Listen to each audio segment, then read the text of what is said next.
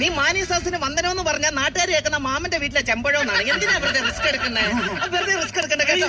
പിന്നെ എന്റെ മോള് ഇത് മത്സരിക്കുന്നുണ്ടടി. അയ്യോ എന്റെ മോക്ക് തന്നെ ആയിരിക്കും ക്യാബറയ്ക്ക് ഫസ്റ്റ്. ക്യാബറയോ? ആ മറ്റേ ഡ്രസ്സൊക്കെ ഇട്ട് മിണ്ടാതെ ഇങ്ങനെ നിക്കൂലേ അത്? അയ്യോ അത് ടാബ്ലോ. അപ്പൊ ഈ ക്യാബറ എന്തുവാ? ക്യാബറ എന്ന് പറഞ്ഞിട്ടാണ്ട് ഇങ്ങനെ കാര്യം പറ. നൃത്തം എന്ന് പറഞ്ഞാൽ ഞാൻ ചാവും. ഇമ്മാതിരിയാണ് നീ നൃത്തം കളിക്കുന്നെങ്കിൽ നീ ചാവണം. അതിനുള്ള പിന്നെ സംഭവം വേറെ ഒന്നല്ലടി, ഞാനും മോള് മാത്രമല്ലേ വീട്ടിൽ ഒറ്റയ്ക്കുള്ളൂ. അതുകൊണ്ടാണ് എനിക്കൊരു ആകാംക്ഷ. ഇല്ലേ ഒരു അപ്പൂപ്പനുണ്ടായിരുന്നല്ലോ. അയ്യോ അപ്പൂപ്പൻ മരിച്ചുപോയി. ആണോ? പിന്നെ അപ്പൂപ്പന് ഭയങ്കര നാണമല്ലേ ഓടി. അപ്പൂപ്പ ഒരു ദിവസം ഒറ്റത്തോർത്ത് കൊടുത്ത് പഞ്ചായത്ത് ഓഫീസിന്റെ അവിടെ കുളിക്കാൻ നിൽക്കായിരുന്നു. അപ്പോഴാ ലേഡീസ് ഹോസ്റ്റലിന്റെ ബസ് ഇങ്ങനെ പോന്നു.